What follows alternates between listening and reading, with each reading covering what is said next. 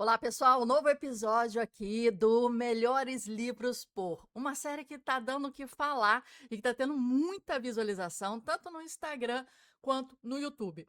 O que ela surgiu? Ela surgiu da necessidade da gente entender quais são os melhores livros por pessoas de impacto nas suas áreas. Não pessoas famosas, mas pessoas que realmente fazem a diferença nas suas áreas. E a gente aqui do Mabook Club tem feito vários convites para as pessoas somente enviarem a listinha de 5 a 10 livros em que eles consideram os top livros da vida deles. É simples, mas aí a gente começa a trabalhar a nossa curadoria de livros, né? Começa a colocar alguns desses títulos no nosso carrinho, né? Começa a analisar a nossa lista de leitura e isso começa a abrir a nossa mente. É a primeira etapa do que a gente fala na nossa comunidade Mabook Club, a curadoria inteligente. Então, esse exercício aqui dessa série é para te ajudar. Então, a gente já trouxe Rodrigo Gurgel, professor de escrita criativa e crítico, leitor, ávido. A gente já trouxe Luiz Vilar também, que agora está lançando uma masterclass e uma série de estudo, né, com os cadernos do subsolo. Deixa eu ver aqui, do Dostoiévski, eu tenho a versão do Clube de Literatura Clássica, né? Esse livrinho aqui preto dentro, e cada um tem um nome diferente, aqui chama Cadernos do Subterrâneo, né? O nome aqui que eles deram. Mas ele está fazendo um estudo bem denso sobre essa leitura. A gente já colocou aqui sobre o Naval Ravikant, que é um dos maiores investidores indianos, né? E ele começou a escrever Twitter, deu tão certo, criaram livros e podcasts sobre o mindset dele, que conecta, né, o conhecimento oriental com o ocidental, uma parte de finanças, uma parte de como viver bem, né? E aí, inspirado nele, conectando a ele, a gente falou sobre Tim Ferriss e diversos outros, né? Hoje a gente vai falar sobre o Trevor Noah. Vou colocar ele aqui para vocês. Trevor Noah, ele é comediante e host, né, escritor, comentarista político sul-africano, né, reconhecido mundialmente pelo seu programa chamado The Daily Show, né, e por transformar dezenas, né, de experiências pessoais em análises sociais profundas. Então ele usa a sua experiência, onde ele viveu, ou, né, ou pelo que ele passou, para trazer um pensamento, né, sobre isso. Vamos analisar isso, vamos pensar isso, vamos, né, trazer de uma forma mais degustável para a televisão, né? E a sua credibilidade, ela combina humor. Então, ele é host com humor, inteligência crítica, né? Vivência no mundo real. Então, eu gosto quando tem skin in the game, um termo de Nassim Taleb, ter a pele em risco, uma leitura sólida, né? E uma consciência histórica. Então, é a voz né, cultural, trazendo ali também a parte, né, africana para o Ocidente. Então, é um mix muito interessante.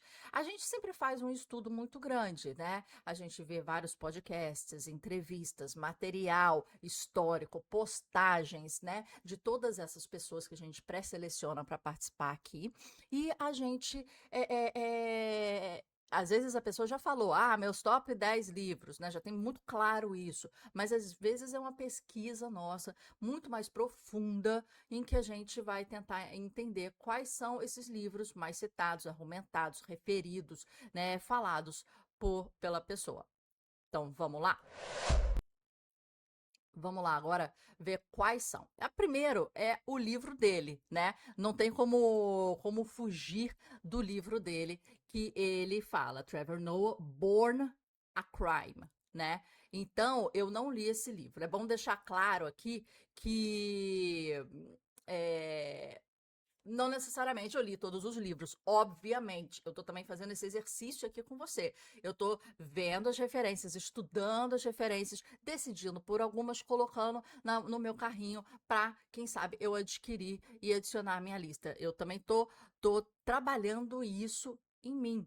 né, aqui para nossa curadoria do Mabook Club. Então, esse título é uma provocação, né? Ele nasceu durante o apartheid, quando a união entre o país, né, entre os seus pais era ilegal. Então, ele vem desse histórico e aí ele começa a falar num livro, né, trazendo, né, muitas histórias absurdamente engraçadas, que é o ponto ali de inflexão dele, que é usar o humor, mas ao mesmo tempo muito dura. Então, utilizando esses dois espectros, assim, de uma forma de falar sobre algo que aconteceu, ele consegue equilibrar para trazer para gente de uma forma mais assim interessante, leve, perspicaz a história de vida, que ele equilibra aí o humor e o trauma de uma forma muito rara, mostrando que o riso, muitas vezes, e a gente entende muito bem, né? Já vimos aqui diversas vezes que no Brasil, é uma ferramenta de sobrevivência. O livro já tem aqui no Brasil, né? E você pode comprar aqui no Brasil. Aí vamos lá. Aí ele começa a falar vários livros. Essa aqui é mais do que uma biografia, né? É, Deixa eu ver aqui. Eu tô vendo pro outro lado. Deixa eu dar uma pausa aqui. Pronto, continuamos aqui. Agora, quando eu olhar, né, pra cá, eu vou estar olhando, né, certinho aí. Tá, então mais do que uma biografia do Malcolm X, né? Esse livro aqui, ele fala que é uma transformação em tempo real. Malcolm X, ele passou de um criminoso a um dos maiores líderes de luta social. Então, a curiosidade muito poderosa aqui desse livro é que o livro foi finalizado um pouquinho antes da sua morte. Então, foi um livro que teve ali, ó, quase ao final, né, da história, é considerado um dos relatos mais impactantes do século XX e também um dos mais perigosos pela força das ideias que ele tem. Então, esse é uma indicação dele. A Caminho de Casa, né? Ele é muito interessante porque é um romance que atravessa gerações, conectando aí a África e a América. A curiosidade desse livro é que cada capítulo ele segue um descendente diferente, né? Criando um efeito quase genealógico, né? Como se estivesse seguindo a árvore, né? Aí vai descendo. Então, cada capítulo vai descendo. E o livro foi amplamente elogiado por sua ambição e por sua profundidade emocional e também por tornar a história da escravidão de uma forma mais íntima e mais pessoal. Vamos ver aqui. James, eu acho que James esteve aqui no Brasil como um dos top aí. Eu vi muitos booktubers, TikTok, como é que é? TikTokers, booktokers, indicarem, inclusive, o Bookster, é um que eu sigo. Esse James, do Percival Everett, ele é uma releitura da história do Huckleberry Finn, que é um clássico americano,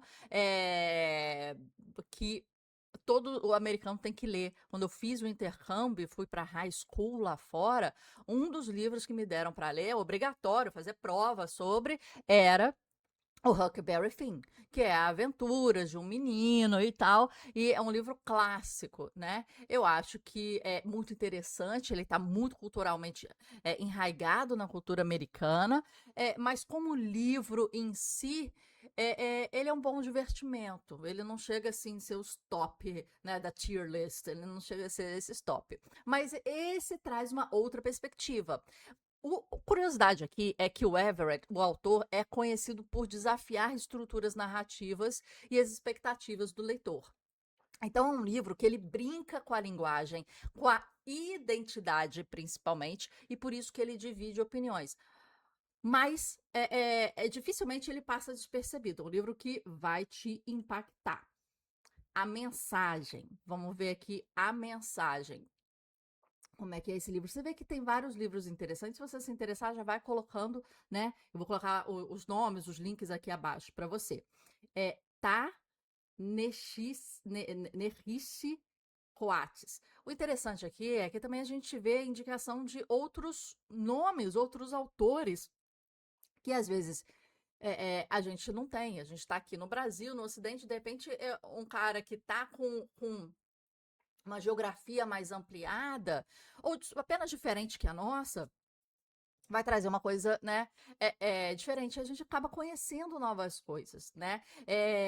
Ela escreve como se fosse uma mistura aqui de jornalismo, filosofia e experiência pessoal. Então, ele foi comparado ao próprio Baldwin, que também é muito citado aqui nos nossos melhores livros por, né, pelo seu estilo, né, direto e muito reflexivo. As suas obras são frequentemente debatidas politicamente, é, tanto admiradas, né, quanto criticadas por isso, e ele não tenta agradar, não é aquela coisa que tenta passar a mão na cabeça, ele tenta expor mesmo, ele tá aqui fazendo um trabalho de, tipo assim, não tem papas nas línguas e vou expor o que eu precisar expor para falar aqui o meu argumento. Esse é o ponto. Aí vem Baldwin, que estava sendo referenciado lá embaixo. A gente já viu vários livros aqui serem referenciados por outras pessoas que estão aqui no Melhores Livros por.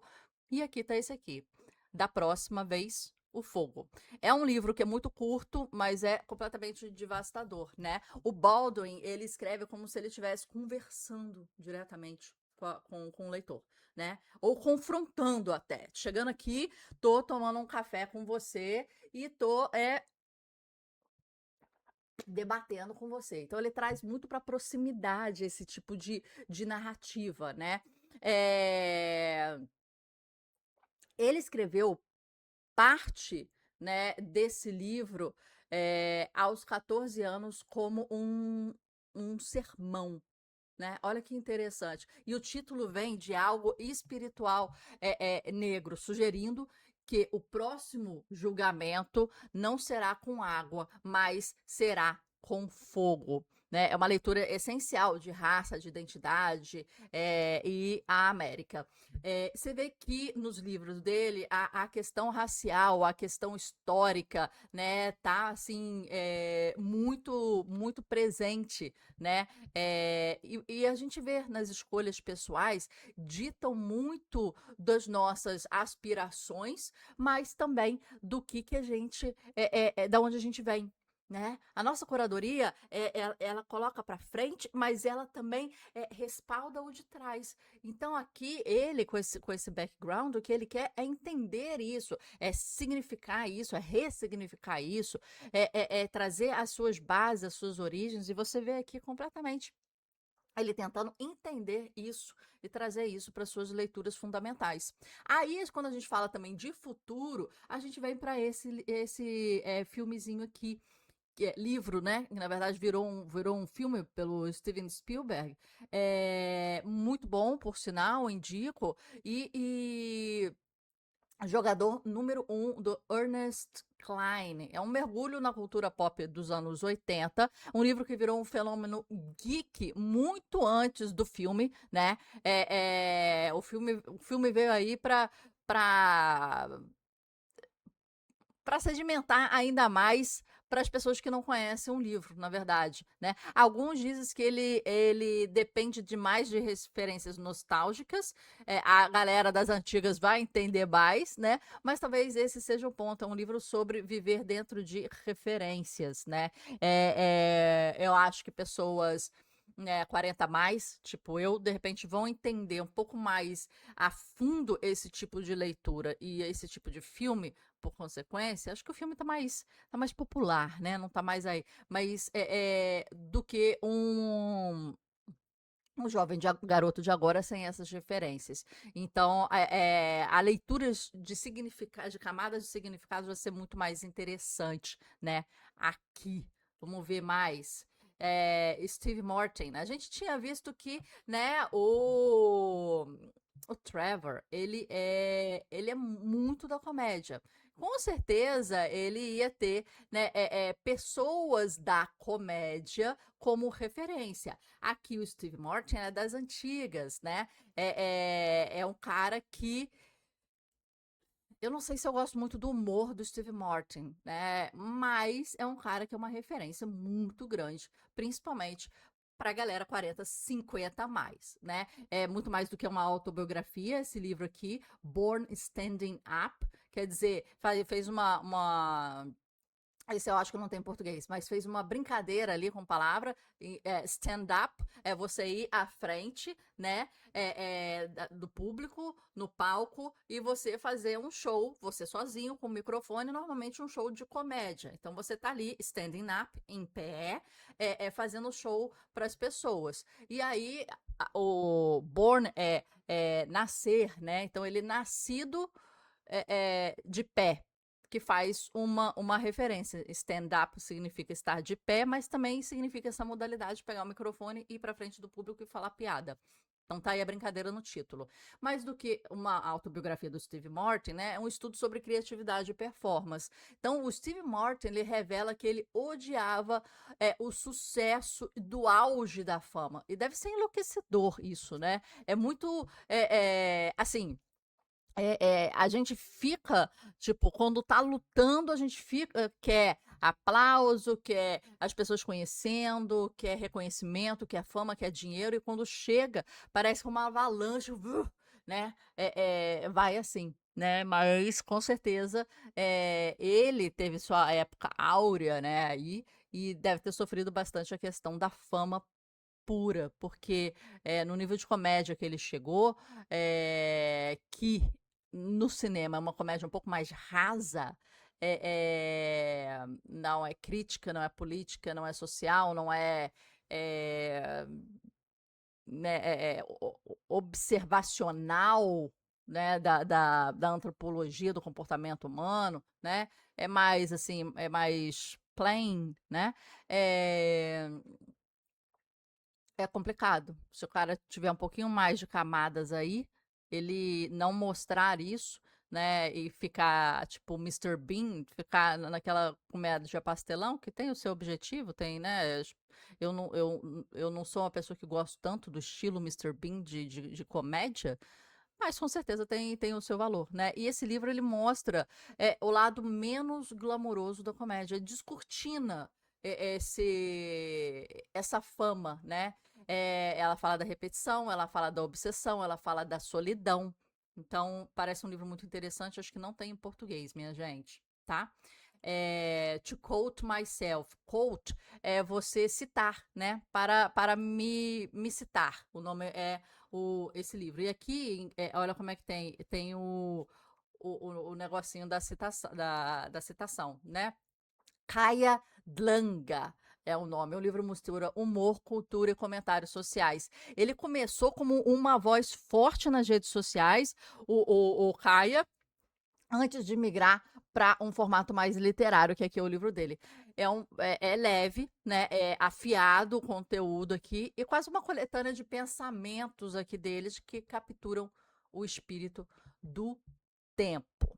Aqui a gente terminou de ver as indicações do Trevor Noah, comediante, host, sul-americano, né? É bem interessante, e uns nomes de livros e títulos bem diferentes, né? Eu acho que isso abriu um pouquinho, espero que tenha aberto um pouquinho a sua mente. A minha abriu, eu gostei muito, né? Acho que esse aqui, para mim, esse aqui, e eu acho que do Steve Martin, eu acho que para mim, eles ressoam muito bem nessa tratativa. Agora vamos para outra pessoa, vamos para ver outra lista para contrastar aqui com essa. Bem, bora lá. A gente vai falar agora do Arthur Dambros. Quem já não assinou a Tag Livros? Eu já fui assinante da Tag Livros durante mais ou menos uns 2 anos. Depois a Tag Livro abriu a Grow Livros, que eu achei que para mim ressoava melhor na época. A Grow Livros hoje em dia não existe, só existe para B2B, né, business to business, só existe para empresas, e era focado em livros de desenvolvimento pessoal e business, né? É como se fosse um mini MBA ali. E aí eu troquei a tag pela Grow. A Grow depois parou de existir. Eu acho que eu assinei a Grow por 2 anos. Cheguei a ser consultora de curadoria da Grow Livros, fazia leitura e análise de livros, indicações de livros para eles.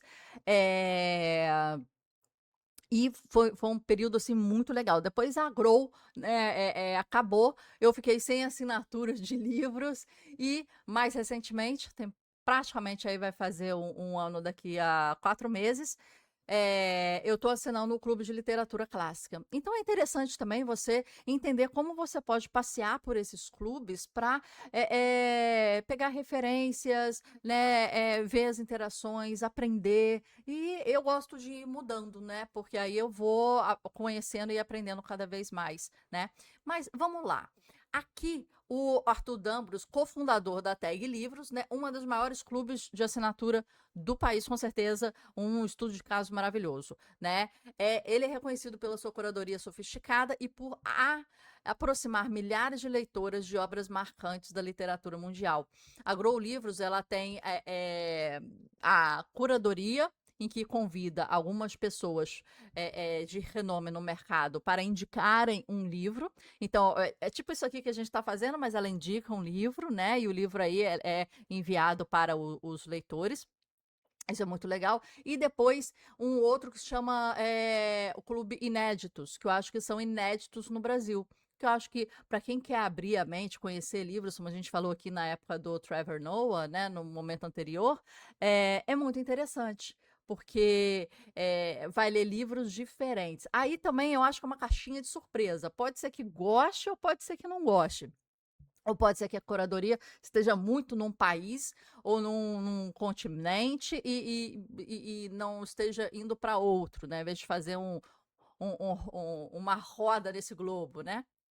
Mas para quem lê bastante, eu acho que o Inéditos é bem legal. Para quem quer referência, assim, que é partir de uma curadoria, assim, eu acho que a curadoria, o Clube Curadoria é interessante, né? Então, ele construiu, o Arthur, uma reputação selecionando livros que provocam essa reflexão, tem essa sensibilidade, com certeza, né, sendo o cofundador da Tag Livros, né, a quantidade de livros que ele deve receber, ver, ler é muito grande. Então, assim, a gente escreveu para ele, ele respondeu assim, muito rapidamente, não, tipo assim, vou pensar, não teve isso, é tipo, pau, obrigada, minha foto, não sei o que, blá, blá, blá. Foi muito objetivo, muito direto, muito profissional, muito tchum, né? A nossa relação com ele e a gente pegar aqui essa listinha diretamente dele. Então, como eu falei com vocês, tem pessoas que a gente vai, não tem tanta informação, a pessoa às vezes não responde, né? Principalmente pessoas internacionais e tal, mas a gente tem uma base para fazer a pesquisa. Aqui veio direto do Arthur Trevor Noah, a gente fez uma pesquisa gigantesca. O Arthur, ele nos respondeu, tá? O que seria isso, né? Então, primeiro, foi o primeiro colocar. E é interessante quando a gente pega essa lista. Aqui eu sempre tento manter a ordem. Se ele me manda a lista, uma preocupação que a gente tem aqui é sempre manter a ordem certinha, tá? Então aqui você vai ver na ordem que ele mandou, quer dizer, é a ordem que ele foi lembrando e colocando, né? Então, com certeza, pode ser que ali para ele não seja o primeiro, seja o primeiro e tal, mas foi o primeiro que ele lembrou, foi o primeiro que bateu na cabeça dele quando quais são os top 10 livros? Pum! Eduardo Gianetti, Auto Engano. Então, esse livro ele explora uma coisa muito desconfortável.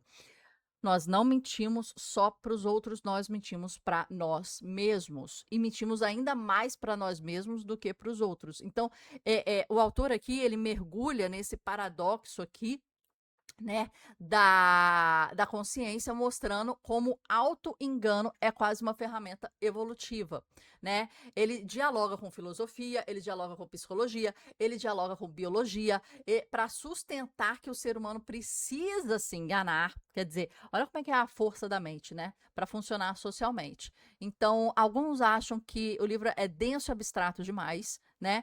Mas alguns acham que justamente está aí o valor desse livro, né? Ele não dá resposta fácil, ele vai desmontando aí as certezas, né, que existem. A imortalidade de Kundera, a gente está acostumado a ver a insustentável leveza do ser, mas a imortalidade muitas vezes é citada por pessoas aqui. É,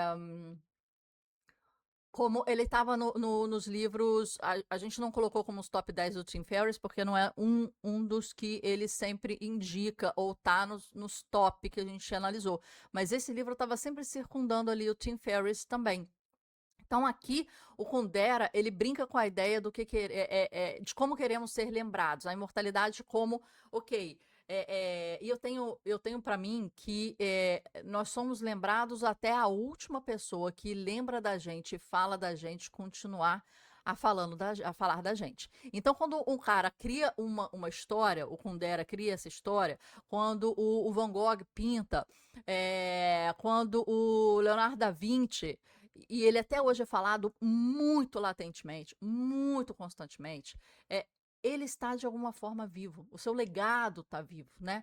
E esse livro aqui, ele mistura ficção com ensaio e personagens reais, como Goethe, e que aparece interagindo com personagens fictícios. Então ali tem tem uma coisa que você não sabe o que é real, não sabe o que é, né, ficção daquilo ali. O Kundera, ele rompe essa quarta parede o tempo todo. O que é a quarta parede? Quando você está no teatro, né, você tem aqui o palco, duas paredes, a terceira parede daqui e o rompimento da quarta parede. Quer dizer, para o público ver, é rompida a quarta parede para que o público esteja ali visualizando essa cena que está dando dentro de um quarto, de uma sala, etc. e tal, né? Essa quebra da quarta parede é deixar o leitor, o espectador entrar nessa narrativa, né? E entender, às vezes, um pouquinho por trás dos panos disso. Ele entende aqui, o leitor, o que é essa construção desse livro,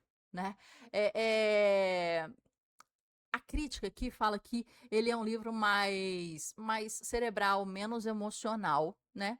Mas tem uma certa frieza que é justamente, mas ela justamente ajuda aqui a reflexão do ego e do legado ainda mais. Então é uma leitura mais assim direta, né? Vamos dizer assim. Para quem gosta de Nassim Taleb, a gente já falou aqui sobre a Skin in the Game, a pele em risco. Esse livro aqui ficou muito importante. Um dos primeiros que chegaram a bombar do Nassim Taleb. E é a lógica do cisne negro, o impacto do altamente improvável. Foi lido, é sempre lido antes de grandes crashes da bolsa de valores, antes de pandemia, antes de grandes ondas que acontecem, que parece que nunca vão acontecer, mas acontece, né? É, isso é muito interessante, né? Trazer esse tipo de leitura, né?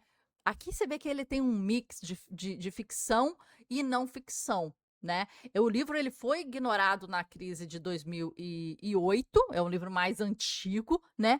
Mas depois disso, depois da crise de 2008, ele ficou muito famoso, esse livro. Virou quase que uma leitura obrigatória para o mercado financeiro.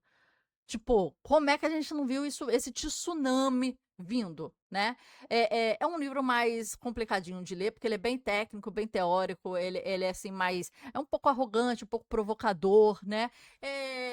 Tipo assim, e a mensagem não é tão positiva. O mundo não está tão organizado quanto você imagina que ele esteja. O mundo está meio doidinho. E você não tem a visão do que seja o mundo, né? Bora lá. Eduardo Gianetti. Quando a gente tem esse tipo de experiência aqui, quer dizer, a gente começa a ver autor repetido, né? A ilusão da alma, a biografia de uma ideia fixa, né? A gente fica assim, tipo, cara, o cara adora o Eduardo Gianetti, né? Porque quando você gosta, né? Eu gosto, vamos supor, de Philip Roth, por exemplo. Eu gosto de Fernando Pessoa, Dostoiévski, por exemplo, né? Cara, você vai ler um, você vai ler outro. Você, né, eu peguei aqui, ó, a Memória do Subsolo, mas aqui eu já tenho o Idiota, aqui eu já tenho Crime e Castigo, né? Então, aí você vai, né? E quando o cara é bom, você vê aqui, tipo, essa é uma indicação forte de que Eduardo Gianetti é muito bom para ele, né? Aqui ele fala, será que existe um eu fixo, né? Ele dialoga com a neurociência, com a filosofia oriental, com a psicologia, para questionar a ideia da identidade. Esse livro, ele ecoa o conceito de budismo sem ser religião. Isso é muito interessante, né? Você desconstruir alguns conceitos, né? Do seu eu. Ainda mais hoje em dia, que a gente não tem essa identidade fixa de forma alguma. A gente tá aí, olha, eu sou assim online, offline eu sou assado, e nessa rede social eu sou assim, eu sou, né? A gente vai transmutando a nossa identidade, que a gente acaba não se reconhecendo. Isso é muito complicado. Lila, do Robert Pirsig. Não sei o nome, gente. É a continuação espiritual do Zen in the Art of Motorcycle Maintenance. Então, o Zen e a arte de manter a sua motocicleta, alguma coisa assim. Que já é um livro que eu já ouvi por diversas vezes aí, né? É quase que uma investigação filosófica disfarçada de narrativa, de ficção. Né? Ele propõe a metafísica da qualidade, tentando reorganizar a filosofia ocidental. Você vê que aqui o Arthur, ele sempre está em busca de uma coisa mais filosófica, né, nas leituras dele. Ele está sempre duelando entre oriental e ocidental, e ele sempre está trazendo bastante livro que mixa esse ficção e não ficção. Tá percebendo um padrão aqui, né? E ele passou anos desenvolvendo essa teoria, né? Muitos leitores consideram uma obra difícil e até caótica, mas ela é cultuada exatamente por quem gosta de pensar além dos sistemas tradicionais. E aqui ele indica uma trilogia. Esse aqui a gente colocou um só, mas no texto tem, né, a legenda aqui, dá uma olhada depois. Sexus, Plexus e Nexus, né? Então, é uma biografia do Henry Miller, né? Intensa, sem censura aí, que chocou a crítica dos Estados Unidos. Os livros chegaram a ser até proibidos, esses livros, né? Ele escreveu muito disso em condições precárias, quase que num fluxo de consciência. Então, você vê a narrativa, tipo, né? Parece não corrigida, não repensada, né? E é visto como um marco na literatura, na liberdade literária, mas ainda divide muitas opiniões quanto à genialidade e ao excesso. Vamos ver se aqui tem mais algum. Gabriel Garcia Marques, Amor no Tempo de Cólera. Esse é mais conhecido, né? Eu gostei aqui que o Arthur Dambros, ele deu livros que não estão tanto nos blockbusters ou nos top livros, né? Aí mais comuns, vamos dizer assim, né? Jorge Caldeira, A História da Riqueza no Brasil. Então, você vê um mix também dele falando de ficção e não ficção. E até para uns que a gente perguntou, foi uns que teve mais um equilíbrio entre livros de ficção e não ficção. E isso foi muito interessante, porque você vê aqui agora, A História da Riqueza do Brasil é um livro forte, que fala do Brasil economicamente fracassado, né? Ele mostra ciclos de prosperidade esquecidos na narrativa tradicional, né? Ele desafia aqui as interpretações clássicas da história da economia, que gerou bastante debate econômico. É um livro que é importante porque ele muda a lente, não é sobre riqueza, mas é sobre como contamos a história de um país. O país tão rico em certas coisas, tão pobre em outras coisas. A sua visão, a sua ótica, o seu filtro, né, é que vai trazer essa percepção. Existem coisas que são otimizadas, né? E existem coisas que são factuais e coisas que são romantizadas. 5 séculos de pessoas, costumes e governos, está aqui escrito. Então, assim, eu gostei muito da posição aqui do Arthur, porque até na ficção foi um cara que trouxe questões de não ficção e trouxe livros diferentes e títulos diferentes para gente. Então, Pessoal, essa foi mais uma série aqui do nosso Melhores Livros por. Já temos várias outras pessoas no Instagram, a gente faz um carrossel muito objetivo, direto. Aqui a gente tem a oportunidade de falar um pouquinho mais, explicar um pouquinho mais desses livros, vocês verem as listas completas. E a gente traz sempre duas pessoas. Por quê? Eu quero mostrar o contraste entre elas, ou eu quero mostrar, de repente, elas são da mesma área, né? Ou vêm do mesmo background, ou, né, são, vamos supor, a gente falou do Rodrigo Gurgel e a gente colocou o Luiz Vilar. Rodrigo Gurgel, professor de escrita criativa, crítico, leitor ferrenho, é professor e tal, e Luiz Vilar. Então, assim, a gente pegou os dois caras de muita referência e a gente colocou para entender a curadoria deles, né? Aqui a gente colocou um cofundador de uma das maiores, né, clube do livro de assinatura do Brasil, e um cara que está lá fora falando sobre o livro também, indicando sobre o livro, tem um conhecimento internacional, e a gente pode até entender da onde vem a cabeça deles e os insights dele. Esse é o ponto inicial para uma leitura, uma curadoria, né? E aqui, nessa playlist e no nosso trabalho lá no Instagram, o primeiro ponto que a gente quer é ajudar vocês, pegar na mão para vocês começarem a trabalhar essa abertura de mente, né? Vamos abrir nossa mente, tem muito mais coisa para ler do que os blockbusters que eu já ouvi falar, que é tipo regurgitação, é vômito de outras coisas, e fica mais leve, fica menos interessante, fica mais do mesmo. Não vamos ler mais do mesmo. Cara, aqui a gente está te ajudando. Pega aqui dois ou três que você tenha gostado dessas listas e bota no seu salve para depois lá da Amazon, por exemplo, né? E quando tiver uma promoção, a Semana do Consumidor, que a gente acabou de passar agora, indicou vários livros, você pega, olha que legal. Vi lá no negocinho do Mabook Club, da Marcela Lana, e quero ler esse agora, chegou o momento. A gente está aqui juntos para fazer com que a sua trajetória seja ainda mais rica. Conte com a gente. Comece se inscrevendo, curtindo, dando like, né? Porque aqui a gente está fazendo um trabalho maravilhoso para te ajudar a ser a sua melhor versão. Esse é o nosso objetivo aqui do Mabook Club. Então, até o próximo vídeo.